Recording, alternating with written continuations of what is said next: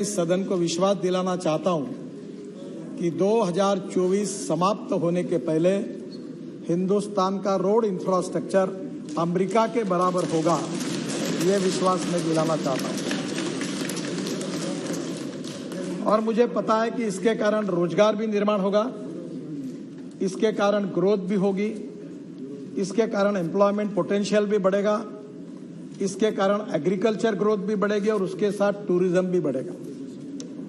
फारूक साहब, मैं आपको अनुरोध करूंगा, केवल जम्मू कश्मीर में हम 60,000 करोड़ के काम कर रहे हैं। अभी जो झोजिला टनल बन रही है, मैं पहली बार मुझे सौभाग्य मिला कि आपका कश्मीर में जन्नत है, कितना सुंदर है। और कारगिल के नीचे पहाड़ी पर ऊपर बाबा अमरनाथ का वो दिखता था और वहां से मैं टनल का निरीक्षण कर रहा था। और पूरा लद्दाख और लेह से लेकर श्रीनगर आने तक कितनी कठिनाइयां थी। अब वो झेड़मोर भी टनल पूरी हो रही है। झोजिला टनल में इस समय 1,000 लोग अंदर जाकर काम कर रहे हैं -8 डिग्री में, और 2026 का काम पूरा होने की डेट थी। मैंने उनको कहा कि 24 के पहले पूरा करो, तो मुझे लगता है कि ये एक ऐतिहासिक काम हो जाएगा। लद्दाख और लेह में आने के पहले अगर हम शिमला से हम लोग अगर मनाली तक जाते हैं, तो मनाली में हमारी टनल बनी है, अटल टनल। पहले 3.5 घंटे लगते थे, अब 8 मिनट में जा रहे हैं। और वहां से अटल टनल से निकलने के बाद हिमालय के ऊपर से वही इतना सुंदर है, जो तो मैं अपने आंखों में पूरी तरह समा नहीं सका, कि पूरे वहां 4 टनल बना रहे हम लद्दाख लेह पर आने के लिए। रोड बना रहे, पूरा काफी बना है। और लद्दाख लेह से डायरेक्ट कारगिल, कारगिल से झेड़मोर, और झेड़मोर से श्रीनगर, और श्रीनगर से फिर श्रीनगर से जम्मू के बीच में हम लोग बड़ा हाईवे बना रहे हैं, उसमें 5 टनल बना रही है। काफी कुछ काम पूरा हुआ है। और आज मुझे बताते हुए खुशी हो रही, सम्माननीय अध्यक्ष महोदय, कि वहीं ये जब टनल हमारी यहां से श्रीनगर से हम जम्मू की तरफ जाएंगे, तो उसके बीच में कटरा के पहले हम जो दिल्ली से कटरा, दिल्ली अमृतसर कटरा एक्सप्रेस हाईवे का काम शुरू हो गया है। अब कश्मीर के भी काम अवार्ड हो गए हैं, और वहां से लेकर हम कटरा से पूरा श्रीनगर से वापस हम अमृतसर के द्वारा दिल्ली आएंगे और दिल्ली मुंबई को हाईवे को लग जाएंगे। तो मैं आपको ये विश्वास दिलाना चाहता हूं कि लद्दाख और लेह से हम लोग श्रीनगर आने के बाद श्रीनगर से डायरेक्ट वहां से निकलकर हम मुंबई चले जाएंगे। और मैं आपको विश्वास दिलाता हूं कि ये साल समाप्त होने के पहले मेरी कोशिश होगी कि श्रीनगर से आप 20 घंटे के अंदर मुंबई पहुंच जाओगे, ऐसा काम हो। हमारे लिए खुशी की बात है कि दिल्ली से जयपुर 2 घंटे में, दिल्ली से हरिद्वार 2 घंटे में, दिल्ली से देहरादून 2 घंटे में, दिल्ली से जयपुर 2 घंटे में, दिल्ली से अमृतसर 4 घंटे में, और दिल्ली से मुंबई 12 घंटे में इसी साल हम दिसंबर के पहले कर सकेंगे। आज हमारे देश में केवल यहां काम हो रहा ऐसा नहीं है। हम लोग चेन्नई से बेंगलोर का रोड बना रहे हैं, वो भी 2 घंटे में हो जाएगा। काफी लंबी लिस्ट है, पर मैं सम्माननीय सदस्यों को यह विश्वास दिलाना चाहूंगा कि राष्ट्रीय महामार्ग के ऊपर 2014 में हमारी सरकार आई। मैं निरंजन जी आपको कोई कॉन्ट्राडिक्ट नहीं कर रहा हूं, केवल वस्तुस्थिति बता रहा हूं। ये झोजिला टनल थी, ये इसका मंजूरी आपके सरकार ने दी थी। बाद में इसके बाद 4 बार टेंडर हुआ। एक बार टेंडर आया तो एक ही टेंडर आया, रिजेक्ट किया गया। दूसरे बार टेंडर आया तो आईएलएफएस को मिला, वो आईएलएफएस की हालत खराब होगी तो टेंडर टर्मिनेट हो गया। तीसरे बार टेंडर आया, उसमें भी अड़चन आई क्योंकि 12,000 करोड़ कॉस्ट बढ़ गई। फिर कैबिनेट में जाना पड़ा। तो मेरे समझ में नहीं आया कि ये कॉस्ट क्यों बढ़ रही है। और मैं केवल, ये मेरा श्रेय नहीं है, मेरे हमारे अधिकारियों का है। और दिल्ली में एक एसोसिएम करके एक संस्था है जो उद्योग और व्यवसाय में काम करती है, उनको मैंने कहा कि आप इसके ऊपर 1 दिन का वर्कशॉप लीजिए। और नॉर्वे से लेकर दुनिया के सब लोगों को बुलाया, और टेक्निकल और फाइनेंशियल क्वालिफिकेशन के बारे में, ना मैं चार्टर अकाउंटेंट हूं ना मैं इंजीनियर हूं, पर मुझे वर्ली बांद्रा सी लिंक मुंबई में बना, एक्सप्रेस हाईवे बना, थोड़ा अनुभव था। तो मैंने कहा ये टनल की कॉस्ट एग्जैगरेटेड है, इसके टेक्निकल क्वालिफिकेशन बदले, और उसमें इंडियन कॉन्ट्रैक्टर को इनकरेज किया गया। 12,000 करोड़ की एस्टिमेट कॉस्ट थी, और आज मुझे बताते हुए एक खुशी हो रही है, हमारे यहाँ तो अभी तो मैं 50 लाख करोड़ के काम कर चुका हूँ, और इस सदन को विश्वास के साथ नम्रतापूर्वक बताना चाहता हूँ, यहाँ तो थोड़ी भी गड़बड़ हुई तो तुरंत आपको पता चल जाता है। आपको 50 लाख करोड़ में एक भी कॉन्ट्रैक्टर ऐसा नहीं मिलेगा कि उसको अपना कॉन्ट्रैक्ट मंजूर करने के लिए कभी मंत्री को मिलना पड़ा, ऐसा एक भी नहीं मिलेगा। आपको कोई ध्यान में आएगा तो मुझे बता दो। Transparent, time bound, result oriented and corruption free. और आपको मुझे बताते हुए खुशी हो रही है, इस देश के इस टेंडर में जिस कंपनी ने कॉन्ट्रैक्ट जीता, 5 लोगों ने टेंडर भरे, कंपटीशन हुई, और हैदराबाद की एक मेधा इंजीनियरिंग करके कंपनी है, उन्होंने काम लिया। और फारूक साहब, इस एक ही काम में हमारी सरकार ने एस्टिमेट कॉस्ट से 5,000 करोड़ रुपए की बचत की, और ये करके दिखाई 5,000। तो मैं आपको निश्चित रूप से ये बताना चाहूंगा कि आज हमने गंगा पर कितने पुल बना रहे, जितने मांगते उतने बना गए। यानी स्वाधीनता के बाद जब तक हमारी सरकार नहीं आई, उतने ब्रिज गंगा पर थे, उतने हमारे 7 साल में ललन सिंह जी बैठे हैं, जो बोलते हैं वो मंजूर करा के हमने सब मंजूर करके दिए। ब्रह्मपुत्रा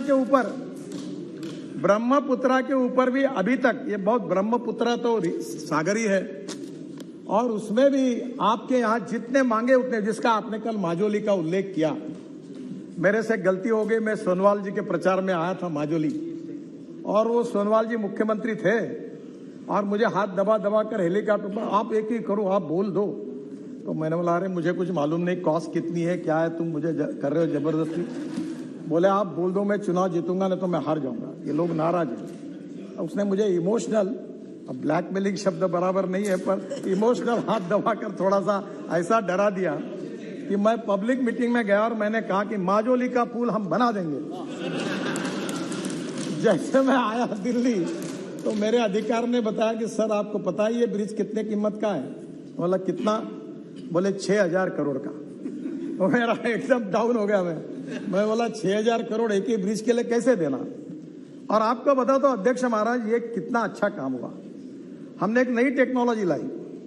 वैसे भी स्टील और सीमेंट का 40% हम कंज्यूम करते हैं और मार्केट में भाव बढ़ाते जा रहे हैं। मेरा तो बात चल जाए तो मैं स्टील और सीमेंट का उपयोग ही खत्म कर दूंगा रोड से, ताकि ये घूमते रहे। क्योंकि हमने क्या किया कि ये जो ऑस्ट्रेलिया, अपना सिंगापुर में और मलेशिया में एक टेक्नोलॉजी आई, ये जो 2 बीम दिख रहे हैं आपको, इसमें मेट्रो में सब जगह पर डिस्टेंस होता है 30 मीटर।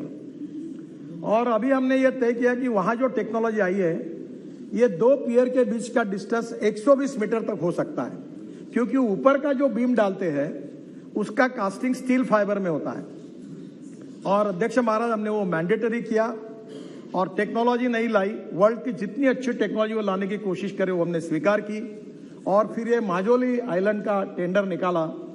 और आपको बताते हुए मुझे खुशी हो रही है कि 6,000 करोड़ का ब्रिज हमने 680 करोड़ में यूपी ब्रिज कारपोरेशन को दिया, और यूपी ब्रिज कारपोरेशन अभी वहां काम कर रही है, और शायद मैं इस साल में एक आध 3 साल में उसके उद्घाटन के लिए आ जाऊंगा। तो अध्यक्ष महाराज, हमारी कोशिश यही रही कि कॉस्ट ऑफ कंस्ट्रक्शन को कम करना और क्वालिटी ऑफ कंस्ट्रक्शन को इंप्रूव करना। और ये करते समय कभी कभी बहुत लोगों ने चिंता जताई कि NHAI का क्या होगा, बहुत कर्जा आया है। मैं आपको बता दूं, कभी कुछ पूरा सच बताने में मेरी इसलिए अड़चन है कि अगर ये मैं कभी बताऊंगा तो आप उस दिशा से अगर मेरे ऊपर अगर आर्गुमेंट करने लगे तो मैं अड़चन में आ जाऊंगा। ये मेरा सौभाग्य रहा कि देश का पहला BOT प्रोजेक्ट, मैं महाराष्ट्र में मंत्री था तो मुझे करने का सौभाग्य मिला, ठाणे भिवंडी बाईपास। तो ठाणे भिवंडी बाईपास बनाया तो उसमें पहला टोल प्रोजेक्ट हुआ। अब ये खुशी से नहीं हुआ अध्यक्ष महाराज, ये मजबूरी है। मजबूरी है कि इतना बड़ा इंफ्रास्ट्रक्चर करने के लिए सरकार के पास पैसे नहीं है, और पैसे नहीं है तो इसके ऊपर 2 उपाय कि चुपचाप बैठो, और नहीं तो कुछ दूसरे मार्ग से पैसे लाओ। अब इसमें नुकसान नहीं है। जैसे अभी दिल्ली से मेरठ 4.5 घंटे लगते थे, अब 18 लेन का रोड बना है अक्षरधाम के सामने, आप लोग रोज उसका अनुभव करते हो।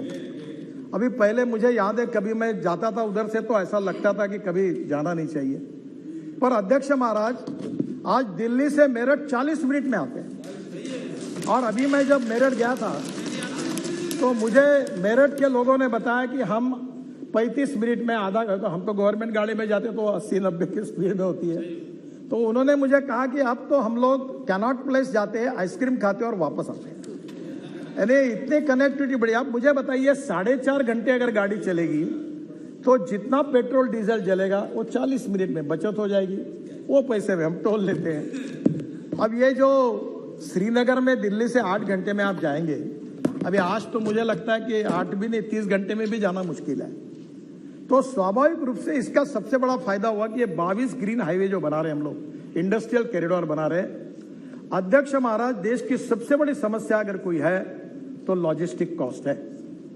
और अभी हमारे यूक्रेन के रशिया की लड़ाई के कारण फिर क्रूड ऑयल के भाव बढ़ गए, हम अड़चन में आ गए और इसके कारण लगातार कॉस्ट बढ़ रही है। सब्जी महंगी हो रही है, सब महंगा हो रहा है क्योंकि ट्रांसपोर्ट कॉस्ट बढ़ रही है।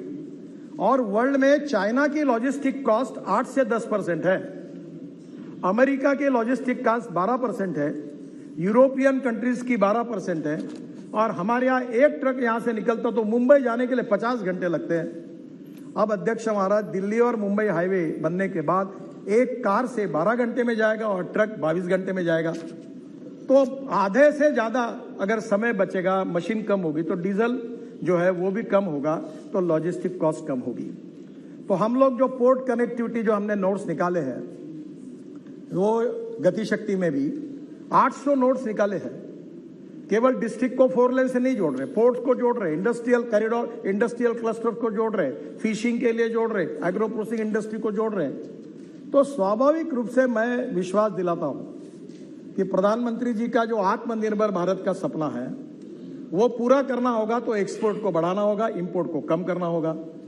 एक्सपोर्ट को बढ़ाना होगा तो इंटरनेशनल मार्केट में हमको वायबल होना पड़ेगा, कॉम्पिटिटिव बनना होगा, और कॉम्पिटिटिव बनना होगा तो उसके लिए हमको लॉजिस्टिक कॉस्ट को कम करना होगा। और इसलिए ये जो रोड इंफ्रास्ट्रक्चर खड़ा हो रहा है, जिसका उल्लेख सम्मान्य सदस्य ने किया था कि आज देश का 70% गुड्स ट्रैफिक रोड पर है और 90% पैसेंजर ट्रैफिक रोड पर है। पर मैं आपको विश्वास के साथ बताना चाहता हूं कि जो नए एनएच बन रहे, ग्रीन एक्सप्रेस हाईवे बन रहे, ग्रीन एक्सप्रेस हाईवे का मतलब यह है कि पुराने रोड को हमने छोड़ दिया। मेरे साथ एक तमिलनाडु का अच्छा लड़का काम करा, भी वर्ल्ड बैंक में बहुत होशियार था, मेरे स्टूडेंट था, तो उसने एक दिन मुझे कहा कि ये जो रोड ऐसे है, ये देखो, वो गूगल पे गया और उसने दिल्ली से चेन्नई रेस मार दी और मुझे बताया कि ये देखो कैसा घूमते घूमते रोड जा रहा है, ये हम क्यों कर रहे हो। तब उन्होंने पहले आइडिया बताई और हमने नए ग्रीन हाईवे का नेटवर्क खड़ा किया। अब जो महाराष्ट्र में रहते हैं, पुणे में, सुप्रिया जी को पता होगा, पुणे में इतना ट्रैफिक जाम, इतना एयर पोल्यूशन, मुंबई में पोल्यूशन। अब पूरे उत्तर भारत का ट्रैफिक जो कर्नाटक, तमिलनाडु, तेलंगाना, केरल जा रहा है, वो मुंबई पुणे नहीं जाएगा। वो पुणे से बेंगलोर जाने के लिए कोल्हापुर की तरफ और सोलापुर की तरफ जाता था, वो ट्रैफिक सूरत से निकलेगा, ग्रीन एक्सप्रेस हाईवे, सूरत से नासिक, नासिक से अहमदनगर, अहमदनगर से सोलापुर और सोलापुर से कर्नूल। तो पूरा मुंबई पुणे का 50% ट्रैफिक जाम कम होगा। पूरा दक्षिण का पूरा ट्रैफिक जो उत्तर से निकल रहा है वो पूरा सूरत से निकल जाएगा, तो लॉजिस्टिक कॉस्ट भी कम होगी, फ्यूल भी बचेगी। ऐसे 22 ग्रीन एक्सप्रेस हाईवे बन रहे हैं और मेरा विश्वास है कि इसमें निश्चित रूप से काफी फायदा होगा, जिसका उल्लेख बहुत सदस्यों ने किया था कि नेशनल हाईवे के बारे में उन्होंने, हमारे एक सदस्य ने कहा कि हम लोग कोई गलत हिसाब करके बता रहे हैं। जो यूपीए सरकार में हिसाब था वही है, और हिसाब यह है कि हम 8 लेन बनाते तो भी 1 ही किलोमीटर काउंट करते हैं, हम 6 लेन बनाते तो भी 1 ही किलोमीटर काउंट करते हैं, हम 4 लेन बनाते तो भी 1 लेन काउंट करते हैं। और उसी के आधार पर हमने पिछले साल 38 किलोमीटर पर डे हमने ये रोड बनाया। और मैं अध्यक्ष महाराज आपको बताते हुए मुझे खुशी हो रही कि इस देश के लिए हमें इसका अभिमान है कि हमारे विभाग ने 4 वर्ल्ड रिकॉर्ड बनाए हैं। पहला वर्ल्ड रिकॉर्ड ये है कि 38 kilometre per day road construction, कोई इसमें ऐसा कोई हमने कई गलत फिगर नहीं बनाई, जो रिकॉर्ड था उसी से बना। उल्टा वेस्टर्न कंट्रीज में 8 होगा किलोमीटर बनाया लेन, तो बोलते 8 किलोमीटर बनाया। हम 8 किलोमीटर को 1 किलोमीटर कह रहे। जो यूपीए सरकार में पद्धति वैसी पद्धति से बनाया। 38 kilometre highest in the world. दूसरा हमने किया अभी just 1 week ago, we constructed road length of 50 kilometre single lane in 100 hours, longest length of flexible pavement DBM course road construction in 100 hours, world record हो गया। This record happened on the section of Delhi Vadodara greenfield alignment in Panchmahal district of Gujarat. फिर दूसरा record हुआ जो है 1.38 kilometre, ये तो अभी बताया मैंने आपको। ये जो कंस्ट्रक्शन का है, ये दूसरा रिकॉर्ड हुआ 2.5 kilometre long 4 lane cement concrete road near Vadodara in 24 hour. 4 lane 2.5 kilometre का रोड हमने केवल 24 घंटे में बनाया। बाद में 26 kilometre single lane between road Solapur Bijapur section NH 52 21 घंटे में बनाए। तो मुझे खुशी है कि हमारे देश में निश्चित रूप से काफी बड़े प्रमाण पर कॉन्ट्रैक्टर की टेक्नोलॉजी में भी सुधार हो रहा है। सर, आप बहुत से लोगों ने क्वालिटी के बारे में कहा, मैं थोड़ा आपको नम्रतापूर्वक कहना चाहता हूं। जो रोड अभी बने हुए हैं, जो रोड 2 साल पहले बने हुए हैं, जो रोड 3 साल पहले बने हुए हैं, जो रोड 4 साल पहले बने हुए हैं और जो रोड 5 साल बने हुए आपके कॉन्स्टिट्यूंसी के, मुझे आप बताइए कि उस रोड पर एक भी गड्ढा है क्या? उस रोड पर बताइए। प्रॉब्लम क्या हुआ मैं आपको बताता हूं। प्रॉब्लम यह हुआ है कि जो रोड हमने अभी तक बनाए नहीं वो रिपेयर करते हैं। ये भी एक गोरख धंधा है। वो हर साल 1 इंच का बिटुमिन लगाते हैं रोड मेंटेनेंस के नाम पर, और हर बार सब खुश रहते हैं, सभी लोगों को फायदा होता है। ये आप सबको पता है। मैंने इसको बंद कराया और मैंने कहा वन टाइम डेवलपमेंट में जो, क्योंकि मैं मेरे कॉन्स्टिट्यूंसी में 350 किलोमीटर सीमेंट कॉन्क्रीट रोड बना चुका हूं। आप कभी नागपुर आइए तो कोई गड्ढा ही नहीं दिखेगा आपको, कितने भी बरसात आने दो। तो हमने क्या किया कि एक 6 इंच व्हाइट टॉपिंग की टेक्नोलॉजी निकाली और पूरे तरह कॉन्क्रीटिंग कर दिया है। जो ब्लैक कॉटन सॉइल है वहां प्रॉब्लम होता है, इसलिए जो मेंटेनेंस के प्रॉब्लम है वो आपके सही है। और इसमें एक एनुअल प्लान बनता था, और एनुअल प्लान बनने के लिए उसकी हर स्टेट की एक लिमिट रहती थी कि तुम इतना दो, तुम इतना दो, तुम इतना दो। फिर वो उसको फिर झंझट, इतनी लैंड एक्वायर किया, चक्कर काटने का काम। मैंने एक दिन सेक्रेटरी को, काय के लिए करते हो, पैसा है ना अपने पास, हटाओ लिमिट कैंसिल कर दी। और मैंने सब स्टेट गवर्नमेंट को कहा तुम में जितना दम होगा, जितना भेजना होगा उतना भेजो, सब सैंक्शन कर देता हूं। ये मध्य प्रदेश में गया था, शिवराज सिंह चौहान के घर में मीटिंग चल रही थी, तो वो सेक्रेटरी पूछ रहा था इतना भेजो क्या, इतना। अरे मैंने बोला तुम्हारे पास जितना दम है उतना भेज दे, सब मंजूर कर देंगे। अभी कोई प्रॉब्लम नहीं है सर। इस एनुअल प्लान में पुराने NH के जितनी बातें हैं उसके ऊपर मेरा रिक्वेस्ट है, पूरा भेज दो। NH चाहिए वो, और मैं आपको पूरे काम कर दूंगा। रही बात CRF की, CRF में अड़चन है। CRF का जो फंड होता है, आपके राज्य में पेट्रोल डीजल पर जो सेस मिलता है, उस सेस का फंड जो होता है वो CRF का होता है, और उसमें मैं पैसा नहीं बढ़ा सकता। जितना मिलता है सेस उतना ही आपको दे सकता हूं। अब वो MP अलग से बोलते, पर आज मैं एक नई घोषणा कर रहा हूं कि सेतु भारतम करके हमारी योजना थी, और इस बार मैं वित्त मंत्री को धन्यवाद दूंगा कि उन्होंने 1600 करोड़ रुपए ज्यादा CRF में हमें दिए हैं। तो हमने एक सेतु भारतम योजना बनाई थी कि NH पर जितने आरोप, और ये रेलवे और हमारे काम जो, क्योंकि ये करते करते बहुत टाइम लगता है, पर 1:6 भी पकड़ा तो भी 8 से 10 हजार करोड़ होते हैं। और मैं आज सदन में घोषणा कर रहा हूं कि सेतु भारतम में आपके कॉन्स्टिट्यूंसी में चाहे म्यूनिसिपल कॉर्पोरेशन का ROB हो, चाहे डिस्ट्रिक्ट का हो, चाहे स्टेट PWD का हो, चाहे कहीं का भी, जहां रेलवे फाटक बंद करना होगा, उतने ROB और ROB के प्रोजेक्ट प्रपोजल स्टेट गवर्नमेंट के थ्रू बता मुझे भेज दीजिए। मैं 100% अपने पैसे से वो पूरे बनाता हूं। आप तुरंत भेज दीजिए, क्योंकि इसके पहले हमें बंधन था कि मैं केवल NH के ऊपर ही काम कर सकता था।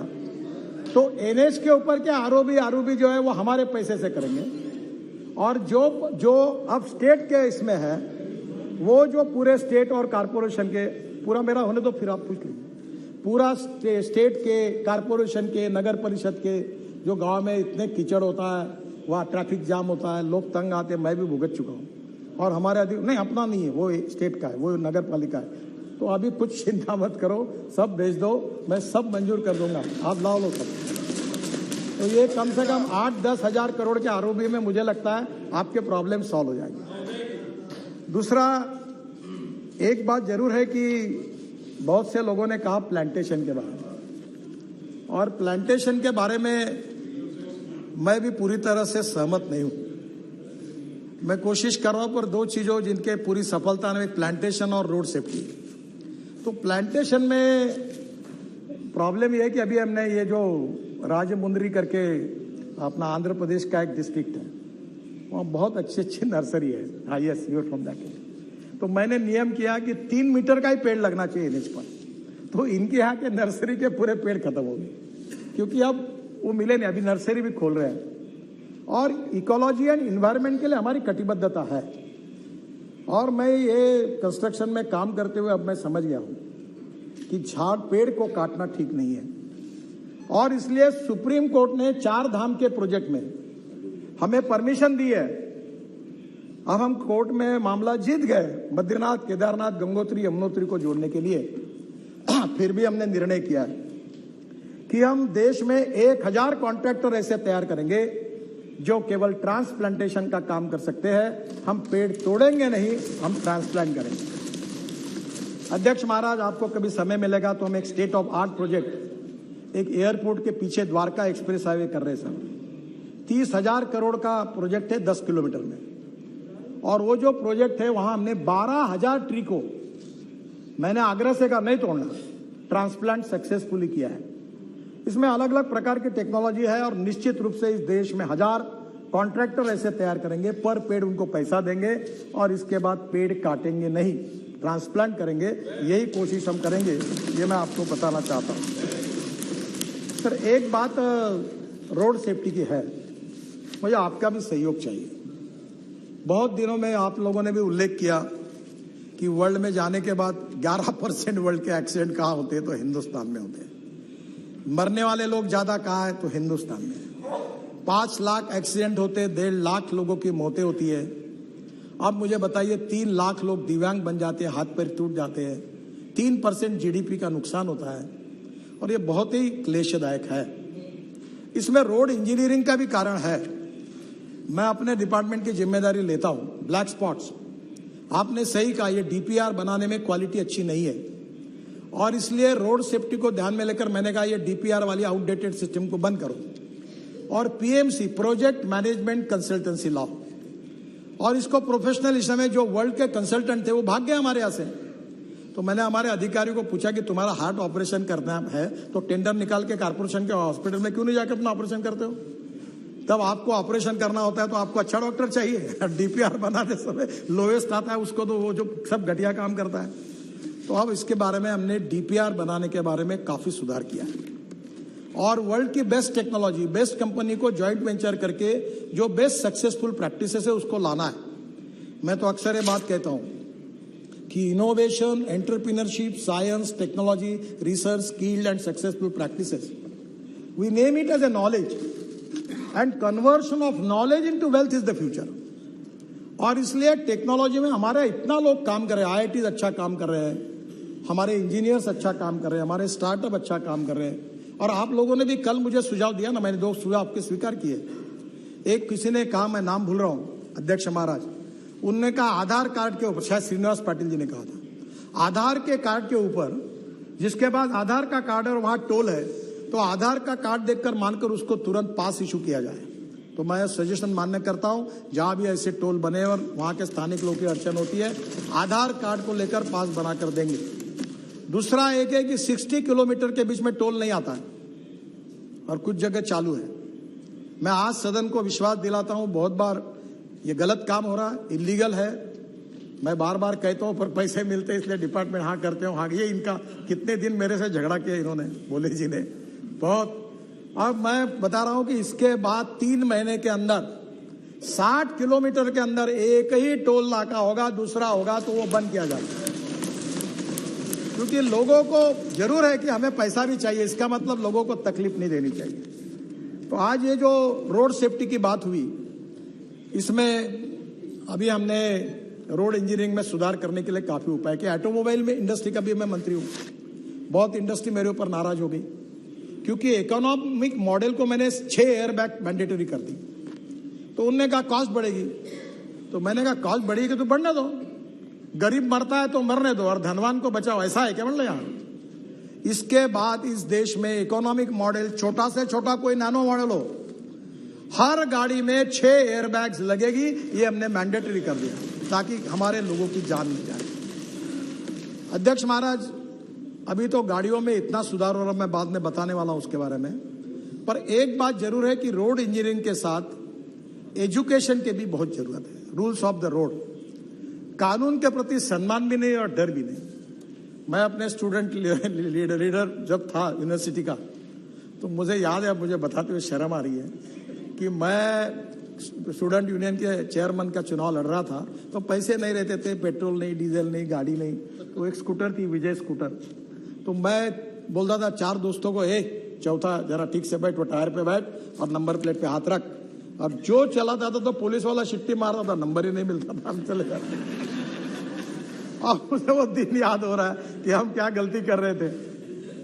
अब आज स्थिति ऐसी हो गई है कि आज भी लोग ग्रीन सिग्नल, रेड सिग्नल कोई पालन ही नहीं करते। और मैंने आपके अध्यक्षता में एक कमेटी निकाली है, हर मेंबर ऑफ पार्लियामेंट उसका अध्यक्ष होगा जिले में, कलेक्टर उसका बोर्ड सचिव होगा। और हमारे यहाँ महाराष्ट्र में, मैंने एक बार महाराष्ट्र में एक्सीडेंट को मराठी में अपघात कहते हैं, ये जो सुप्रिया जी बैठी है, ये पुणे कोल्हापुर रोड पर एक जयसिंहपुर बाईपास था, मैं मंत्री था, एक जगह पर 150 लोग मरे थे, पर सरकार ने सुधार नहीं किया था। और इसलिए हमने इस प्रकार से, जो आपके जिले में, आपके कॉन्स्टिट्यूंसी में जितने एक्सीडेंट होते हैं, आप चिंता करो, आप विजिट करो, आप कलेक्टर को, एसपी को, कमिश्नर, सब आपके कमेटी में, उनको बुलाओ, कारपोरेशन को, एनएच को, स्टेट पीडब्ल्यू नोटिस दो कि यहाँ लोग मरे, अगले बार कोई मरेगा तो आप जिम्मेदार होंगे, इसको सुधारो। और ऐसे कैसे नहीं सुधारते? आरटीओ को बुलाओ। आरटीओ वाले मेरे से बहुत नाराज है क्योंकि मैंने आरटीओ की 18 सेवाएं डिजिटलाइज कर दी, आरटीओ में जाने की जरूरत ही नहीं। पर इस बात में उनको बुलाइए, और आप उस कमेटी के अध्यक्ष हैं, हर महीने में मीटिंग कर रहे हैं। मेरे यहाँ ये राज्यसभा के सदस्य डॉक्टर महात्मे, पद्मश्री मिली है उनको, वो कैटरैक्ट में उन्होंने रिकॉर्ड ऑपरेशन बहुत अच्छे हैं, मैंने उनको कार्याध्यक्ष बना दिया, मुझे समय नहीं मिलता। आपको बताता हूं, इतनी मीटिंग होती है हर महीने में और इतने स्पॉट किए और हर जगह वो कार्रवाई कर रहे हैं। मैं आप सबको हाथ जोड़कर अनुरोध करता हूं, कोई लड़ाई में जितने लोग नहीं मरते हैं, कोई कोविड में जितने लोग नहीं मरते हैं, रोड एक्सीडेंट में 1.5 लाख लोग मर रहे हैं और मरने वाले लोगों में 18 से 45 वयोवर्ग के 65% लोग हैं, यंग लड़के हैं। परसों में हमारा एक्सीडेंट हुआ, मुझे बताते हुए दुख हो रहा है, इनको मालूम होगा। एक गाड़ी में वर्धा के रामदास तड़स यहां बैठे, एक मेंबर ऑफ पार्लियामेंट, इनके कॉन्स्टिट्यूंसी में, इनके गांव के ढाबे में गए, वहां खाना खाया और वहां से आते समय 140 किलोमीटर के स्पीड से 7 बच्चे एमबीबीएस पार्ट 1 के होशियार लड़के, पूरी गाड़ी अंदर गई और 7 के 7 मर गए। मैं आपसे अनुरोध करता हूं कि इसके बारे में जनता के सहयोग के बिना, लोगों के सहयोग के बिना और लोक प्रतिनिधियों के सहयोग के बिना यह मामला नहीं निपटा जा सकता। केवल कितना भी फाइन बढ़ाया, नया मोटर व्हीकल एक्ट आप सबके सहयोग से मंजूर हुआ, कार्रवाई कर रहे हैं, पर मेरा आपसे अनुरोध है कि आने वाले समय में एक्सीडेंट को रोकने के लिए आप सबका सहयोग चाहिए। आपके जिले के, आप अभी परसों मैंने जवाब में कहा था कि हमारे यहाँ भी ये ब्यूरोक्रेटिक सिस्टम ऐसी होती है कि वो एक्सीडेंट का ब्लैक स्पॉट है, फिर सेंट्रल ऑफिस को भेजो। मैंने कहा नथिंग डूइंग, जहां 2 बार एक्सीडेंट हुआ ऐसा ब्लैक स्पॉट होगा, हमारा आरओ और चीफ इंजीनियर 50 करोड़ रुपए का काम तुरंत उसको इंप्रूव करने के लिए खर्चा करेगा और तुरंत उसको छोड़ेगा। ऐसा नहीं तो लोग मरते रहे, हम देखते रहे, ऐसा नहीं होना चाहिए। मेरा आपसे अनुरोध है कि ये एक बहुत बड़ा प्रश्न है रोड सेफ्टी का। देखिए, क्या बताएं, अच्छा बताओ या नहीं बताऊं, मुझे संकोच होता है। हाँ तेलंगाना यस सही है। और आपके कॉन्स्टिट्यूंसी का जो रोड है विजयवाड़ा का, परसों ही मैंने मीटिंग कराई थी, विजयवाड़ा से हैदराबाद, ये रोड में भी यही सब जगह पर ये हो रहा है। आंध्र, तेलंगाना, कर्नाटका, तमिलनाडु केवल एक सरकार है कि जिसने वर्ल्ड बैंक के सहयोग से 50% एक्सीडेंट और 50% डेथ कम किए हैं। और परसों मेरे पास वर्ल्ड बैंक के वाइस प्रेसिडेंट आए थे, इंडिया हमारे आशिया हेड जुएत करके वो भी आए थे, और मैंने उनको कहा कि इसके लिए आप तमिलनाडु मॉडल को पूरे देश में उसको इम्प्लीमेंट करो। और मुझे आज बताते हुए खुशी हो रही है कि हम 14,000 करोड़ रुपए, इसमें से वर्ल्ड बैंक और एडीबी 50% भारत सरकार, ऐसी योजना का शुभारंभ तुरंत करने जा रहे हैं। और जिससे राज्य सरकार में भी, सिटी रोड में भी जहां जहां ऐसे ब्लैक स्पॉट होंगे उसको इंप्रूवमेंट करने के लिए हम पैसा देने वाले हैं, ताकि इससे एक्सीडेंट में लोगों की जो मृत्यु हो रही है उसको कम किया जाए। मैं भी भुगत भोगी हूं, मेरा पैर 4 जगह टूटा है पुलिस प्रोटेक्शन में, और इसलिए मैं आपको फिर से अनुरोध करता हूं, जो सरकार में मंत्री वो पहला काम करे, अपने ड्राइवर का आके जांच ले। कैटरैक्ट निकलता है, मैं महाराष्ट्र में मंत्री था तो अनेक ड्राइवर कैटरैक्ट वाले निकले 40%। एक केंद्र सरकार में एक मंत्री थे, उनका ड्राइवर एक आंखों से अंधा ही था, ऐसी गाड़ी चला रहा था। और एक मुख्यमंत्री थे, उन्होंने मुझे बताया, नाम नहीं बताता आपको, मेरा ड्राइवर दोनों आंखों से अंधा था और आवाज पे गाड़ी चला रहा था।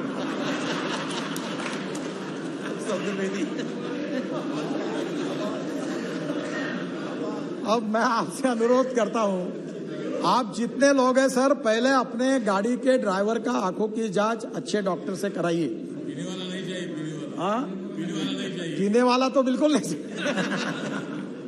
और इसलिए मुझे लगता है कि आपके सपोर्ट के बिना, आपके अवेयरनेस के बिना नहीं होगा। और ये जो तमिलनाडु का सक्सेस मॉडल है, इसके आधार पर इंजीनियरिंग, एजुकेशन, इमरजेंसी, और उसके साथ साथ हमारे लिए सबसे इम्पोर्टेंट चीज है कि हम लोग जो लॉ बना रहे हैं उसका इम्प्लीमेंटेशन। ये चारों बातों के आधार पर अगर वर्ल्ड बैंक का भी सहयोग मिल रहा है तो हम लोग हिंदुस्तान में, कहीं कहा जाता है, मैं भी कभी सवाल नहीं करता हूं, मैं कभी पत्रकार मुझे बहुत आड़े टेढ़े सवाल करते हैं, मैं पूछता हूं, आप में से कितने लोग ऐसे जो आरटीओ ऑफिस में जाके ड्राइविंग की टेस्ट देके जिन्होंने लाइसेंस लाया, बताओ, हाथ ऊपर करो। मैं आपको यह सवाल नहीं पूछूंगा कि आप कितने लोगों को जिन्होंने आरटीओ ऑफिस में जाकर ड्राइविंग की टेस्ट देके लाइसेंस मिला है। शायद सब लोग हाथ ऊपर कर नहीं पाएंगे। मैं आपको एम्ब्रेसिंग क्वेश्चन नहीं लाता सर। ये अध्यक्ष महाराज, ये स्थिति है कि वर्ल्ड में इस बात की चर्चा होती है कि जिस देश में सबसे आसानी से लाइसेंस मिलता है, ऐसा कोई देश है तो हिंदुस्तान है। और हमारे इस लाइसेंस को वो मानते नहीं। इसलिए आने वाले समय में इस विषय में आपके स्टेट गवर्नमेंट में भी आप जरूर सहयोग करिए, यही मैं आपसे अनुरोध करूंगा। अध्यक्ष महाराज, और एक बात है जो विशेष रूप से मैं आपको अनुरोध करूंगा कि अब ये जो पोल्यूशन है रोड का, डीजल का, ये भी समस्या है। मैं बहुत 15 साल से इसके पीछे लगा हूं, और आप अभी, मैं आपको आमंत्रित करूंगा कि जरा इस सेशन में अगले सप्ताह मेरे घर पर आइए। मैं हाइड्रोजन पर चलने वाली कार में आपको चक्कर दूंगा। अध्यक्ष महाराज, अब दिन वो दूर नहीं है कि हम लोग ग्रीन हाइड्रोजन 3-4 प्रकार का होता है। ब्लैक हाइड्रोजन यानी जो कोयले से बनता है, ब्राउन हाइड्रोजन यानी पेट्रोलियम से बनता है, और ग्रीन हाइड्रोजन जो है वो पानी से बनता है। ट्रांसपोर्ट मिनिस्ट्री ने स्पेशल इनिशिएटिव लिया है कि अब पेट्रोल डीजल के बजाय हम लोग अब ethanol, methanol, biodiesel, bio CNG, bio LNG और ग्रीन हाइड्रोजन और इलेक्ट्रिक पर आएंगे। और मैं आप सबसे अनुरोध करता हूं, बहुत आसान काम है। आपके हर जगह पर नगर पालिका और महानगर पालिका में गंदा पानी है, सीवेज वाटर। मैं 7 साल पहले पीछे लगा और मेरे कॉन्स्टिट्यूंसी का टॉयलेट का पानी मैं महाराष्ट्र सरकार को बेचता हूं। आपको पता लगेगा, आश्चर्य होगा कि 325 करोड़ रुपए हमको साल के मिलते रॉयल्टी, टॉयलेट का पानी बेचकर। अब उसी पानी को अच्छा बनाकर जो हम लोग सॉलिड वेस्ट मैनेजमेंट है, उसमें हमारे कचरे में ग्लास है, मेटल है, ऑर्गेनिक है, इसको सेग्रीगेट करके रूफटॉप सोलर और छोटी विंड मिल जो गुजरात में बनती है उसको लेकर, क्योंकि ग्रीन हाइड्रोजन बनाने में 70% कॉस्ट पावर की है, और पावर में हमारे पावर मंत्री भी बहुत इनिशिएटिव ले रहे हैं। और इसलिए आगे चल के उन्होंने काफी देने वाले सहूलतें। तो वहां से हम लोग डायरेक्ट अगर वो पावर मिल जाएगी तो पानी से ग्रीन हाइड्रोजन निकलेगा, फिर उसको एक विशिष्ट बार तक प्रेशराइज करना पड़ता है, तो जनरेटर जो होगा वो इथेनॉल पे होगा। और मैं आपको बताता हूं कि ये हाइड्रोजन सबसे सस्ता फ्यूल होगा। और ये मैं बहुत दिनों से, जब से मैं बीजेपी का प्रेसिडेंट था तो लोग मुझे हंसते थे, मैं इथेनॉल की बात करता था, बायोफ्यूल की बात करता था। आपको पता है अब सब लोग करने लगे।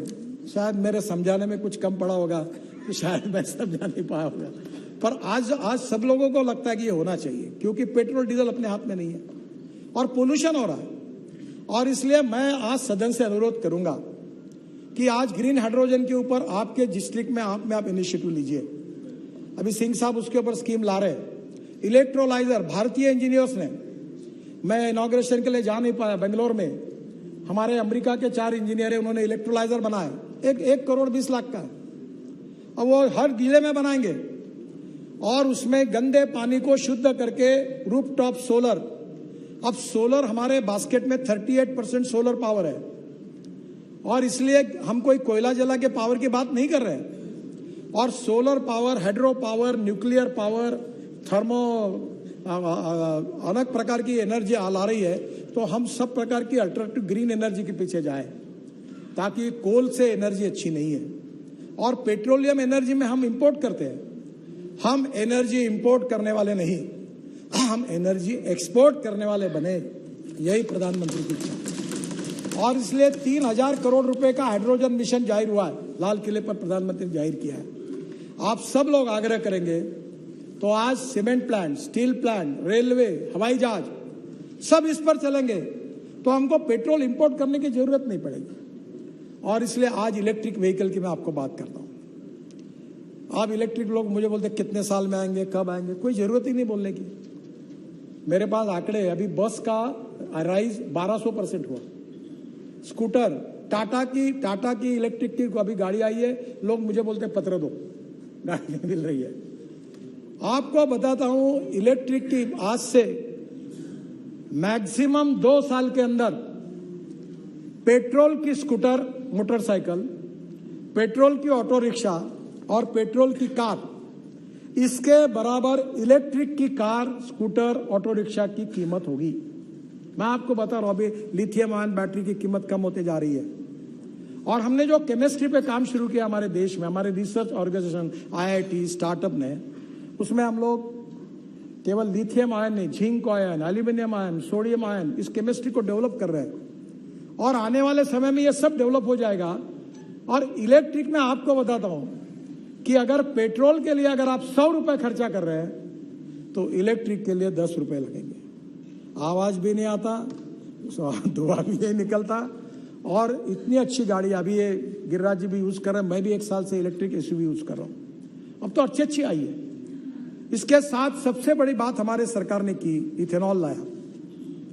अब इथेनॉल जो है वो फ्लेक्स इंजन लाया हमने। फ्लेक्स इंजन की एडवाइजरी इशू की है टोयोटा, सुजुकी और हुंडई, तीनों ने भी एक्सेप्ट किया है कि 6 महीने के अंदर गाड़ियां आएंगी।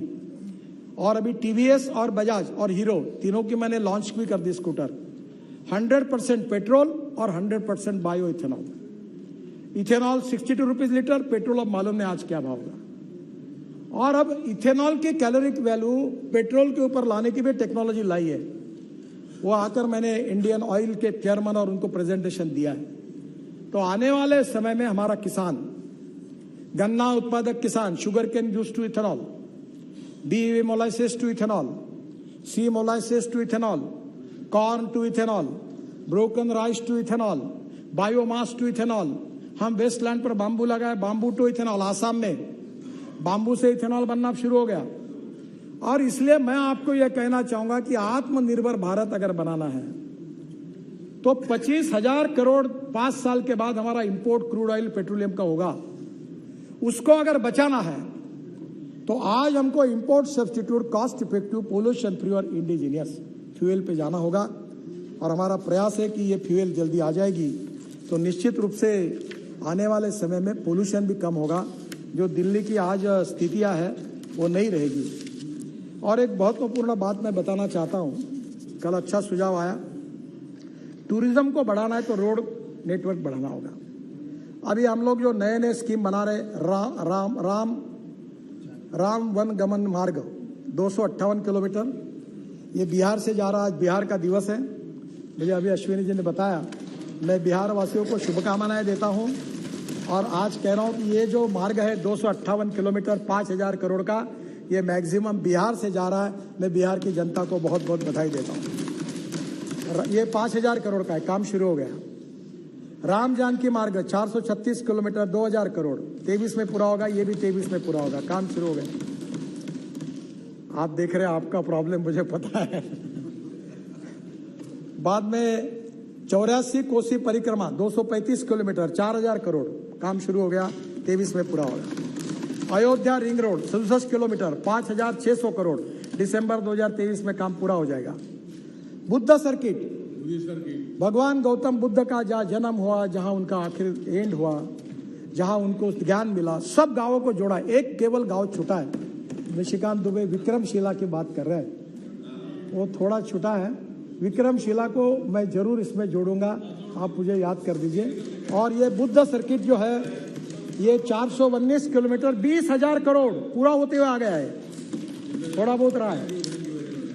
4 धाम प्रोजेक्ट बद्रीनाथ, केदारनाथ, गंगोत्री, यमुनोत्री 827 किलोमीटर, ये 566 किलोमीटर कंप्लीट हो गए।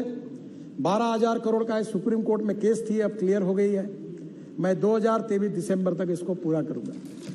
एक मेरा सपना था, वो बहुत कठिनाइयां आ रही है कि मानस सरोवर को पिथौरागढ़ से, उत्तराखंड के पिथौरागढ़ से जाना, और वो काम चल रहा है। विशेष फाइटर जेट हेलीकॉप्टर को यूज करके वहां मशीन पहुंचाइए, -5 डिग्री, -3 डिग्री। अब बीआरओ का काम केवल बाकी है। 85% रोड पूरा हुआ है। अब मैं बोल रहा हूं उनको कि जल्दी जाना है, मुझे भी जाना है, क्योंकि मैं नेपाल से और चाइना से नहीं जाना चाहता था। तो मानस सरोवर को मैं आपको वचन देता हूं कि 2023 दिसंबर के बाद हिंदुस्तान के लोग पिथौरागढ़ से मानस सरोवर जा सकेंगे अपने रोड, और ये रोड बन जाएगा। बाद में महाराष्ट्र में, सुप्रिया जी को पता है, पंढरपुर हमारा बहुत इंपॉर्टेंट है। मेरा क्षेत्र था, हाँ, रामदास जी थे वही के, मेरा क्षेत्र था वो। तो पालखी मार्ग तुकाराम महाराज और ज्ञानेश्वर महाराज, देव और आळंदी को पंढरपुर से जोड़ने वाला 365 किलोमीटर 5000 करोड़, काम जोरों में शुरू है, निश्चित रूप से 23 के पहले पूरा हो जाएगा। बाद में जुआरी ब्रिज एट गोवा, हमें बहुत खुशी है कि वो ब्रिज पर मैं एक व्यूअर गैलरी बना रहा हूं, और दोनों बाजू में कैप्सूल लिफ्ट होगी। एक समय 200 लोग ऊपर जाएंगे और रेस्टोरेंट में जाकर कॉफी पियोगे और पूरा समुद्र और गोवा दिखेगा। तो ये मेरे लिए भी बहुत महत्वपूर्ण प्रोजेक्ट है। केबल स्टेट ब्रिज है, स्टेट ऑफ आर्ट है। अभी आप गोवा जाओगे तो आप देखोगे, बहुत सुंदर है। अभी मैंने प्रयागराज में भी बताया कि प्रयागराज में भी एक केबल स्टेट ब्रिज बना रहे हैं। और अभी हमने पहले शुरुआत की, पहले रोड, फिर ब्रिज, फिर मेट्रो। अभी पूना में हम लोग बना रहे हैं, शिरूर से वाघोली, बाद में पूछ लेना, शिरूर से वाघोली, यहां से 1.5 लाख पीसीयूस का ट्रैफिक है। और अब ब्रिज बना रहे हम, नीचे में 8 लेन रोड, ऊपर में 6 लेन ब्रिज पहले फ्लोर पर, दूसरे फ्लोर पर 6 लेन ब्रिज, और उसके ऊपर में मेट्रो। ये चेन्नई में भी बना रहा हूं मैं, चेन्नई पोर्ट से लेकर पूरे चेन्नई के बाहर तक ऐसे 3 टायर सिस्टम के ब्रिज बना रहे। जुआरी ब्रिज उसमें ही है। एक द्वारका में, द्वारका ओखला सिग्नेचर ब्रिज है, उस पर लाइटिंग है, बहुत सुंदर बना है। ये भी 1000 करोड़ का है, दिसंबर तक इसका काम पूरा हो जाएगा। जहां तक आपने जो बात की है अधिरंजन जी ने, सर हमें विरासत में 403 प्रोजेक्ट 385 लाख करोड़ के बंद पड़े हुए प्रोजेक्ट मिले जब मैं मंत्री बना, और उसमें से 40,000 करोड़ के प्रोजेक्ट हमने टर्मिनेट कर दिए। और उसमें से ये दिल्ली जयपुर, ये दिल्ली हरिद्वार, ये गाला खाया कितनी खाई मैंने। ये बैठे वो कॉन्ट्रैक्टर कहते 50 मीटिंग हुई, कितने लोग चले गए, मुख्यमंत्री बदल गए। अभी दिल्ली जयपुर का उसमें से थे। पर मैं आपको बताता हूं, मैं आपको दोष नहीं देता, पॉलिसी में कमियां रहती है। लैंड एक्विजिशन किए बिना अवार्ड हो गए, इन्वायरमेंट फॉरेस्ट क्लियरेंस मिले नहीं, रेलवे ओवरब्रिज की परमिशन मिले नहीं, वर्क ऑर्डर दे दिया, प्रोजेक्ट अटक गए, कॉन्ट्रैक्टर बैठ गए, इसके कारण तकलीफें आई। आपको बताता हूं 40,000 करोड़ के प्रोजेक्ट टर्मिनेट किए और उस समय के 50,000 करोड़ के प्रोजेक्ट पर हमने पूरे करते करते लाकर लगभग समाप्त करते हुए लाए, उससे मार्ग निकाला। और मैं आज इस सदन में विश्वास के साथ ये कह सकता हूं कि मेरे विभाग के इंजीनियर्स ने और हमने सबने बैंकों के साथ, अधिकारियों के साथ बैठकर रात को 12-12 बजे तक यहां बैठते थे, ऐसी पंचायत भरती थी, और हमने हिंदुस्तान की बैंकों को 3 लाख करोड़ के एनपीए से बचाया, 3 लाख करोड़ के। अब हमने उस अनुभव से सीख ली कि 90% लैंड एक्वायर्ड किए बिना अवार्ड नहीं होगा, इन्वायरमेंट फॉरेस्ट क्लियरेंस किए बिना ये नहीं होगा, प्रोजेक्ट को अवार्ड नहीं करेंगे, रेलवे ओवरब्रिज के क्लियरेंस लाओ, सब रेडी होगा तो ही अवार्ड करेंगे, नहीं तो नहीं करेंगे। अब कभी दिक्कतें कम है, पर कभी ना कभी आपको इस पार्लियामेंट में कभी सोचना होगा। देखो, इकोलॉजी एंड इन्वायरमेंट के मैं बहुत सेंसिटिवली इसका सपोर्टर हूं, पर जब कानून एग्जैगरेटेड बन जाता है कि जहां एक भी पेड़ नहीं है, जंगल भी नहीं है, तो भी रिकॉर्ड पे लिखा है तो काम मत करो, बंद करो, कैसे देश होगा? हजारों करोड़ का चूना लग रहा है, हम काम डिले हो रहा है। इस देश के संसद को, आप लॉ मेकर हो, इकोलॉजी एंड इन्वायरमेंट को भी, ethics, economy, ecology and environment तीनों इंपॉर्टेंट ईज है, पर इकोलॉजी एंड इन्वायरमेंट के लिए हमको बिल्कुल जाना आगे। हम पेरिस अकॉर्ड से लेकर फ्यूल से लेकर सब जगह पोल्यूशन को कम करने की कोशिश कर रहे हैं। केवल दिल्ली के पोल्यूशन के लिए 62,000 करोड़ रुपए मेरा डिपार्टमेंट खर्चा कर रहा है सर, 62,000 करोड़। दिल्ली का रिंग रोड बनाया, दिल्ली के सब रोड बनना शुरू हुआ है ताकि दिल्ली का प्रदूषण कम हो। एक धौला कुआं का था, मैं रोज नागपुर से आता था प्लेन से, रोज 1 घंटा को धौला कुआं पे बैठ के गाड़ी में देखता था, रोज बोलता था क्या हुआ, ये कैसे करें। मेरा क्या बोले एनएच नहीं है, मैंने बोला नहीं है ना एनएच, आओ इधर, इसको 5 किलोमीटर एनएच जाहिर कर दो ताज पैलेस तक और बनाओ काम हो गया काम। आज धौला कुआं पर भटकते नहीं है। और आज इसलिए मैं आपको यही कहना चाहूंगा कि कभी तो भी 1980 का फॉरेस्ट इन्वायरमेंट एक्ट उस समय बना था, एक साइड पेंडुलम इधर चला गया था। अब थोड़ा सा इस संसद को मैं अनुरोध करूंगा, हमें विकास भी चाहिए, रोजगार भी चाहिए, एक्सपोर्ट भी चाहिए, पर्यावरण भी चाहिए। हमें ऐसा एक्सेंट्रिक सोच के नहीं होगा। कभी ना कभी आदरणीय अधीर रंजन जी, आप सब पार्टी के लोग मिलकर एक बार इसमें पॉलिटिक्स न लाते हुए देश के इंटरेस्ट में, हमारे देश के इंफ्रास्ट्रक्चर को, हम एक डेवलप कंट्री है, इसके लिए किस प्रकार के कानून और नियमों के जाना चाहिए, इसका जरूर सोचिए। नहीं तो एक एक काम के पीछे हर साल 20-20 हजार, 30-30 हजार करोड़ स्टे मिल जाते हैं। आपको मैं बताता हूं, मुझे बताते हुए दुख होता है, कोई ये कहने के लिए ना आता मेरा रोड करो, काम शुरू करो। जो लोग आते हैं वो इसलिए आते हैं कि काम रोको, काम स्टे करो। और इसलिए मैं आपसे अनुरोध करूंगा कि इसको और अच्छी तरह के कुछ सुधार किया है, उस परिस्थिति में आगे भी आप लोग जरूर विचार करिए, क्योंकि इस देश का सार्वभौम ये संसद है। आप लॉ मेकर है, लेजिस्लेटिव विंग है, लोकतंत्र जो 4 पैरों पर खड़ा है, वो चाहे जुडिशरी हो, एग्जीक्यूटिव विंग हो, उसके साथ हमारी संसद लेजिस्लेटिव विंग हो और मीडिया हो। तो आप लोगों का अधिकार है, हमारा अधिकार है, देश के हित में पर्यावरण की भी रक्षा करेंगे और देश का विकास करेंगे। ऐसा कोई बात आप जरूर करिए। मैं मेरे अनुभव के साथ कहता हूं, हर साल 20 से 25 हजार करोड़ का चुना केवल डिले के कारण होता है, और आपके समय भी जो प्रोजेक्ट बंद पड़े उसका कारण यही कारण में घूम रहा था। और इसलिए मैं निश्चित रूप से आपको कहूंगा कि इस बात के बारे में विचार करिए।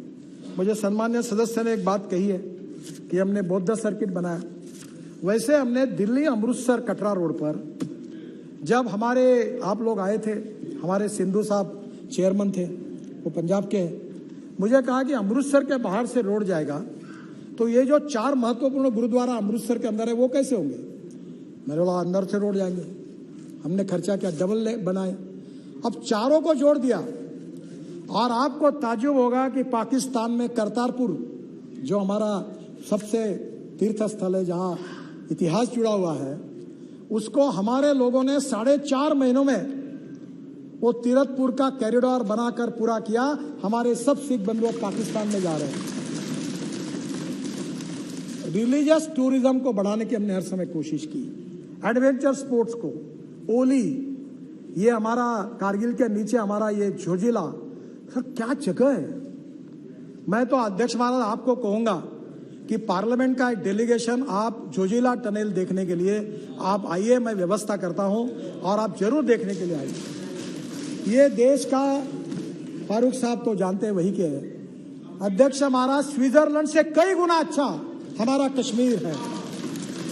और वहां अगर टूरिज्म बढ़ेगा तो कश्मीर में कोई गरीबी नहीं रहेगी, कोई भूखमरी नहीं रहेगी, सब रोजगार मिल जाएगा। और आज वहां हम एडवेंचर स्पोर्ट, हमारे आइस के ऊपर के स्पोर्ट, मैंने गवर्नर से बात की है और इसीलिए हमने उसको विकसित किया है टूरिज्म को। एक बात रही है जो हमारे यहाँ विशेष रूप से जैन सर्किट की भी बात निशिकांत जी ने रखी। मैंने आज बैठकर बहुत काम किया है, पर अभी भी मुझे लगता है कि जैन समाज और आप सब लोगों के सुझाव लेकर मैं इस सदन को आश्वस्त करता हूं कि जैन सर्किट, इसको भी हम बनाकर उसको भी जोड़ने का काम करेंगे, ये विश्वास यहाँ देता हूं। एक और अच्छी बात हुई है जिसका आप लोग फायदा लीजिए। अभी प्रधानमंत्री जी ने मेरे विभाग के पास ropeway, cable car, funicular railway दिए। अभी ये जो रोड ट्रेन है ना, रोड ट्रेन है, 2 बसेस इलेक्ट्रिक केबल पे चलती है, तो उसमें एकदम टिकट सस्ता हो जाएगा। ये ट्राम जो थी आपकी कलकत्ता की, वैसी वो टायर पर चलने वाली बस है। रोपवे, केबल कार, कल मेरे यहाँ प्रेजेंटेशन है डॉफलवेयर कंपनी का, हवा में उड़ने वाली, हवा में चलने वाली 250 लोग बैठकर उड़ने वाली बस तैयार की उन्होंने। ये देश, दुनिया बदल रही है। अब रोप के में देखो, मेरे 47 प्रोजेक्ट मंजूर किए 20,000 करोड़ के, जिसमें Kedarnath, Hemkund Sahib gurudwara, Neelkanth Mahadev temple Rishikesh, Hanumangarhi temple Nainital, Trimbakeshwar temple Harihar fort Nashik. बाद में 18 रोपवे है जो हिमाचल प्रदेश में, उत्तराखंड में है, जो 6,000 करोड़ के 11 प्रोजेक्ट्स है। जम्मू एंड कश्मीर, उत्तराखंड, हिमाचल प्रदेश, मणिपुर, सिक्किम, सब जगह में बना रहे। मैं आपसे अनुरोध करता हूं कि आपके शहर में भी अब पहले मेट्रो बनाते, मेट्रो की सब आग्रह करते। मेट्रो की कॉस्ट पर किलोमीटर 350 करोड़ है और मैं आपको 2 करोड़ पर किलोमीटर के मेट्रो बनाने का मार्ग बताऊंगा। ये हो सकता है और इसलिए ब्रॉड गेज पर हमने मेट्रो बनाई अभी नागपुर में, मेरे कॉन्स्टिट्यूशन में, और रेलवे मंत्री जी ने उसको बहुत समर्थन दिया है। और अब light rail transport, ropeway, cable car, funicular railway, अब पब्लिक ट्रांसपोर्ट ऑन इलेक्ट्रिसिटी हमारी जरूरत है। ये पेट्रोल डीजल की बसेस बंद करिए। मैं कश्मीर आया था, मैंने एलजी साहब को कहा कि तुम्हारी बसेस देख रहा था, हॉर्न छोड़कर सब बजता है। बिहार में ऐसी बसेस है, हॉर्न बजाने की जरूरत ही नहीं। उत्तर प्रदेश, बिहार में ऐसी। योगी जी परसों मुझे मिलने के लिए आए, मैंने कहा इलेक्ट्रिक बसेस लो। अब मुंबई में 900 इलेक्ट्रिक बस आ रही, पूना में 500 बसेस आ रही, नागपुर में 200 बसेस आ रही, इलेक्ट्रिक बस है। आपको मैं बताता हूं, अब जमाना बदल गया और इसलिए आने वाले समय में रोपवे, केबल कार, इसके लिए आप लोग प्रपोजल लेके आइए। मैं 100% भारत सरकार के पैसे से आपको ये सब बनाने के लिए मदद करूंगा, ये विश्वास देना चाहता हूं। सर, हम लोग लॉजिस्टिक पार्क बना रहे हैं। लॉजिस्टिक पार्क में करीब 35 मल्टी मॉडल लॉजिस्टिक पार्क है और मुझे लगता है अध्यक्ष महाराज, मुझे 5-1 मिनट में खत्म, बहुत सी बातें पर मैं संक्षिप्त में खत्म कर दूंगा। तो मैं आपको ये कहूंगा कि हम लोग करीब 35 मल्टी मॉडल लॉजिस्टिक पार्क बना रहे हैं। ये जोगी, कौन सा, जोगी गोपा, आसाम का, काफी काम हो गया है। इसके साथ हम चेन्नई में बना रहे हैं, वर्धा में बना रहे हैं, पूना में बना रहे हैं। हमारा मॉडल बहुत सिंपल है, लैंड राज्य सरकार दे, बाकी खर्चा हम करेंगे और रोड के बाजू में लॉजिस्टिक पार्क बना देंगे, pre cooling plant, cold storage सब बना के देंगे। मैं निश्चित रूप से आपको इस बात का अनुरोध करूंगा। अब रोड के बाजू में, मैं रोड बनाने के पहले जमीन का रेट होता है 25 लाख। आजकल मुझे बहुत लोग मिलने के लिए आते हैं, बोलते हैं आप मेरे मित्रों एक काम करो। मैंने बोला क्या? बोले रोड की अलाइनमेंट बताओ कहाँ से जा रही। मैंने बोला तुमको क्या करना है? बोले तुमने अलाइनमेंट बताने के बाद मैं जमीन खरीद लूंगा। तो बोला मैं तुमको क्यों बताऊंगा? अब मैं आपको कह रहा हूं कि राज्य सरकार को कहो, मैंने अभी हरियाणा के सरकार को कहा कि गुड़गांव, नोएडा, अब ये सब पैक हो गए। मेरे बोला एक्सप्रेस हाईवे के बाजू में नया गुड़गांव बनाओ, नया नोएडा बनाओ, बिहार में, पटना में, इधर हम नए industrial clusters, food park, resident नए बना सकते हैं। नई मुंबई पैक हो गई, पूरी खत्म हो गई। और इसलिए आने वाले समय में रोड नेटवर्क जो ग्रीन हाईवे बना रहे हैं, उसके बाजू में logistic park, smart city, smart villages बन सकते हैं। और इसके लिए भी मैं सदन को अनुरोध करूंगा कि इसमें आइए, इसमें warehousing and storage, container yard, cold storage, packaging, custom clearance, direct connectivity to the ports, ये सब होगा। और मुझे लगता है कि इसमें बहुत अच्छा फायदा होगा। कुछ सदस्यों ने पोर्ट के बारे में कहा है, ये बहुत जरूरी है। सागरमाला, मैं जब शिपिंग मंत्री था तो 16 लाख करोड़ की योजना थी, 8 लाख करोड़ के काम हो गए और 800 करोड़ का सरकार का बजट था। आप बोलोगे कैसा काम हुआ, तो पैसे की कोई कमी नहीं। मैं अक्सर एक बात कहता हूं, if there is a will there is a way, if there is no will there is only survey, discussion, seminar, committee, sub committee and research group. The strong political will of our government and Prime Minister Narendra Modi ji, we are very much committed for the progress and development of this country. At any cost, we need to work hard to make Indian economy up to the world economy standard, to make India as a super economy, number one economy of the world. That is the dream in our mind. और यही हमारा उद्देश्य है। और इसलिए ये पूरे port के रोड भी सब कनेक्ट हो रहे हैं। कल मैं JNPT के 3000 करोड़ के पोर्ट के उद्घाटन के लिए परसों जा रहा हूं। तो मुझे लगता है ग्रीन हाईवे बन रहे, पोर्ट बन रहा है। मुझे समय की कमी है तो मैं ज्यादा नहीं बताऊंगा, पर आप मेरे पास आइए। हम वेस्ट साइड एमिनिटीज बना रहे 650, जहां हेलीकॉप्टर उतरेगा, ड्रोन उतरेगा। और महिला सदस्यों के लिए मैं सबसे अच्छी बात कहूंगा कि पूरे वर्ल्ड में हाईवे पर जाओ, महिलाओं को टॉयलेट है, महिलाओं के लिए वॉशरूम्स है। अगर छोटा बच्चा है तो उसको दूध पिलाने के लिए स्पेशल रूम है। हिंदुस्तान में एक भी जगह नहीं है। हमने ये मैंडेटरी किया और आज मुझे बताते खुशी हो रही है कि हर 40 किलोमीटर पर ट्रॉमा सेंटर बनाए, कुछ ट्रॉमा बता रहा वो भी आवश्यक है। हम 650 रोड साइड एमिनिटीज बना रहे हैं और हर जगह पर महिलाओं के लिए स्पेशल टॉयलेट होंगे। और जो महिला अपने बच्चों को दूध पिलाना चाहती होगी वो रूम में अंदर जाकर AC में बैठकर वहां दूध पिला सकेगी। इसकी अरेंजमेंट भी की है और 1 साल में अंदर ये पूरे होंगे। इसमें फ्यूएल स्टेशन होगा, EV चार्जिंग स्टेशन होगा, रेस्ट रूम होंगे, बेबी केयर सेंटर्स होंगे, डॉर्मेट्री, ट्रक ड्राइवर्स होंगे, कन्वेंशन सेंटर, ट्रॉमा सेंटर भी होंगे। और इतना ही नहीं, तो ऑर्गन डोनेशन के लिए हेलीकॉप्टर एम्बुलेंस आएगी, एक्सीडेंट में जो जख्मी हुए उनको लेके जाएगी और 6 घंटे के अंदर उनका, अगर वो बेचारे अगर जिंदा नहीं रह सके तो उनकी आंखें, उनका हार्ट, उनका लीवर, सब ऐसे लोगों को दिए जाएंगे, उनको नया जीवन मिलेगा। इसकी भी व्यवस्था की है, ये भी करेंगे। ऑलरेडी कुछ जगह चालू भी हुआ है। ड्रोन भी आएंगे आने वाले समय में। दिल्ली से आपका सामान ड्रोन में आएगा और उड़ते उड़ते जाएगा और आपके पास पहुंच जाएगा। हाँ, बहुत सपना दिखा रहे हैं, देख भी रहे हैं।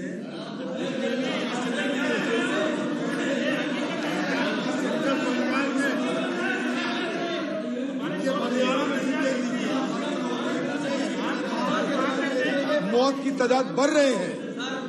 आप जरूर ये मानिएगा कि मौत की तादाद बढ़ रही है, ट्रॉमा सेंटर ना होने के चलते, गोल्डन आवर की सुविधा उपलब्ध ना होने के चलते। ये आपको मानना पड़ेगा। ये पहली बात तो ऐसी है कि आज सुविधाएं नहीं है।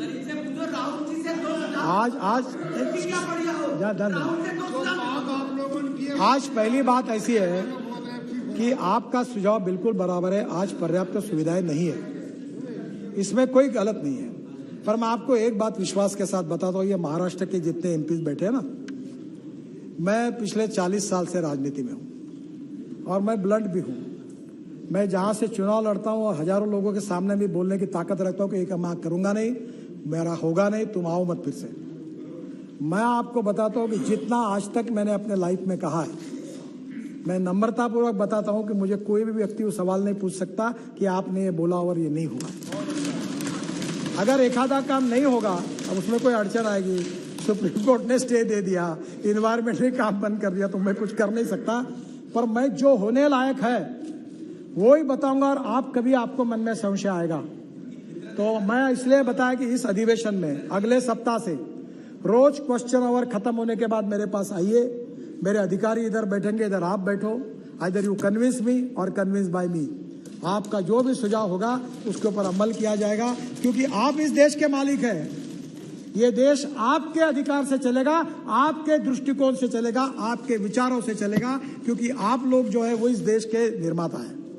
मैं हमारे अधिकारियों को कहता हूं, जब मेंबर ऑफ पार्लियामेंट आ रहा उसका मैं कहना सीरियसली लो, तुम अपनी बात पर मत जाओ, और वो जो बोल रहा है वो काम हर संभव होना चाहिए और वो पूरी तरह करने की कोशिश मैं करूंगा, ये विश्वास मैं आपको देता हूं। ये हवाई जहाज की बात हुई कि रोड पर हवाई जहाज उतरना, अब मेरा एक कंसेप्ट है, शिंदे जी आपसे अनुरोध करता हूं कि मैं 28 नेशनल हाईवे पर इमरजेंसी लैंडिंग रोड कम रनवे बना रहा हूं, 28। इसमें नाम भी पढ़ देता हूं, क्योंकि फिर आप बोलोगे कि आप बातें कर रहे हो, सपने दिखा रहे हो, तो नाम पढ़ देता हूं। गगरिया बक्सर राजस्थान, नेल्लोर ओंगोल आंध्र प्रदेश, ओंगोल चिलकलपुरित Andhra Pradesh, Banihal Srinagar Jammu Kashmir, Kharagpur Balasore west Bengal Orissa. Remaining 23 are awaiting clearance from Indian airport, वो भी प्रपोजल गया है। और सर बिहार में भी है, मैं बाद में आपको लिख दूंगा, नॉर्थ ईस्ट में भी है। मैं आप उसका एयरफोर्स का क्लियरेंस के लिए रुका हुआ है, वो प्रपोजल गया है। मैं आपको इतना ही बात कहूँगा कि मेरे ये जो एयर स्ट्रिप बनी है वहाँ 300 मील एयरपोर्ट नहीं है। राजस्थान में हम गए थे बाड़मेर में, तो मेरा आपसे अनुरोध है कि एक छोटा सा एक 2 विमानों के लिए एक छोटा एयरपोर्ट बनाओ आप। जब विमान उतरेगा तो रेलवे फाटक जैसा बंद होता है वैसा रोड ट्रैफिक बंद हो जाएगा, विमान उतर के एयरपोर्ट चला जाएगा। एयर स्ट्रिप मैंने फुकट में बना दिया आपको एक 3-4 करोड़ का एयरपोर्ट बना लो, लगे तो लाइट भी लगा दो उसमें, नाइट लैंडिंग में हो जाएगा, मैं अनुमति दे दूंगा। और मेरा कैपिटल जो है कुछ नहीं, 0 है, मैंने आपके लिए बना के दिया, रोड कम है वो। और जब वो प्लेन उड़ने के लिए आएगा तो फिर रोड ट्रैफिक बंद करो, आएगा उड़ जाएगा, फिर रोड चालू हो जाएगा। अब दिन में 2-3 जाते हैं। अभी ये बाड़मेर गया था, बाड़मेर जहाँ से पाकिस्तान दिखता था, वहाँ 300 किलोमीटर एयरपोर्ट नहीं है। आप उड़ान स्कीम में छोटे छोटे प्लेन लगा दो, चालू कर दो, तो इन लोगों का फायदा हो सकता है। और हमारी जगह आपको free of charge without any royalty आपको देने के लिए हम तैयार हैं। अगर ये होगा तो आप जरूर करिए, ये सब जगह हो रहा है। सर हमने काफ़ी नई टेक्नोलॉजी लाई है और टेक्नोलॉजी का उपयोग करेंगे, मैं उस पर जाता नहीं। इलेक्ट्रॉनिक टोल का 97% कलेक्शन हो गया है। अब मैं GPS सिस्टम लाना चाहता हूँ, टोल ही नहीं रहेंगे। अब टोल नहीं रहेंगे तो कुछ अखबार वाले लिख देते कि टोल खत्म होगा, टोल नहीं खत्म होगा। If you want good services you have to pay for it. मुझे लोग पूछते हैं टोल कब माफ करोगे, मैंने बोला तुम यहाँ 5 स्टार होटल में कार्यक्रम करते हो तो क्या फुकट में मिला क्या आपको? अगर फुकट में करना था तो रामलीला मैदान पर बैठना था, जब यहाँ बुलाते हो तो पैसा देना पड़ेगा। तो अभी GPS सिस्टम है और आपके गाड़ी में GPS लगा देंगे, अब मैंडेटरी कर दिया, और वहां से रिकॉर्ड होगा आपने कहां से एंट्री की, कहां से निकले, और आपके बैंक अकाउंट से पैसा जाए, कोई आपको अड़ाएगा नहीं, कुछ नहीं। तो उसको भी लाने की कोशिश कर रहे हैं।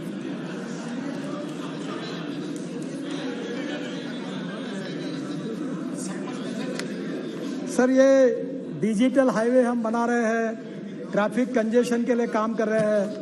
अभी TOT है, TOT के बाद टोल ऑपरेट ट्रांसफर, फिर हम लोग इन्विट कर रहे हैं। अब इन्विट में मुझे आपका सहयोग चाहिए। मैं अब इस देश के गरीब लोगों के पैसे से हाईवे बनाना चाहता हूँ। हमारे पास पैसे की कोई कमी नहीं है।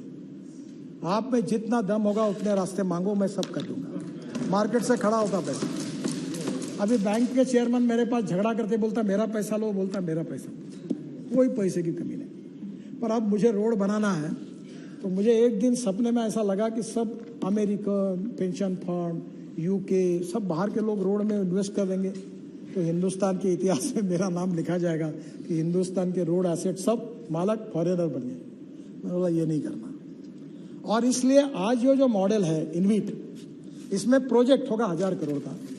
तो हम लोग जाएंगे जैसे स्टॉक एक्सचेंज में, और यहाँ के चपरासी, कांस्टेबल, कर्मचारी, सरकारी अधिकारी, गरीब लोग, किसान, मैं उनको कहूंगा NHAI के बॉन्ड में पैसे डालो, मिनिमम 7% रिटर्न मैं आपको दूंगा, 7%। अब बैंक में आपको कहाँ मिलता है फिक्स डिपॉजिट पे ब्याज? हर महीने में आपके अकाउंट में मिल जाएगा। AAA रेटिंग है, वर्ल्ड का है। और इसलिए अब इस देश के गरीब लोगों का पैसा रोड में लेना चाहिए, ये हमारा प्रयास है। सेबी का अप्रूवल नहीं मिला है, अगर सेबी अप्रूवल दे देगी तो हिंदुस्तान के गरीब लोगों के पैसे से रोड बनेंगे और 7% रिटर्न उनको मिलेगा, ताकि वो भी पेंशनर्स, सीनियर सिटीजन, आप भी जब यहाँ से रिटायर्ड हो जाएंगे तो सभी MP नहीं बनते। साक्षी महाराज, अब आपका डिपॉजिट रख देना NHAI में, 7% इंटरेस्ट में आपको पैसा मिलेगा। सर, ये मैं आपको एक ही बात कहना चाहूँगा कि काफ़ी अच्छे सुझाव सम्मान्य सदस्य ने दिए हैं। सबके सुझाव के जवाब भी लेकर मैं आया हूँ, पर समय की कमी है और आपने दिया हुआ समय अब मेरा समाप्त हुआ है। मैं इतना ही अनुरोध करूँगा कि इसके बाद में भी आपके सुझाव जो भी देश के हित में है, सेक्टर के हित में है, आप कोई भी पार्टी के हो, हमारे प्रधानमंत्री जी ने कहा है कि सबका साथ, सबका विकास और सबका विश्वास, हम इसका अनुकरण करते। कभी हमने पॉलिटिकल पार्टी के डिस्क्रिप्शन के आधार पर कोई काम मंजूर किया या नामंजूर किया, ऐसा कभी नहीं किया। जो भी आते होने वाला काम है सबका करते हैं, और आपका विश्वास और प्रेम, यही हमारी ताकत है। मुझे बहुत खुशी हुई, मैं अभी अधिकारियों को बता रहा था कि 75 लोग बोले, और ये किसके नसीब में है अध्यक्ष महाराज?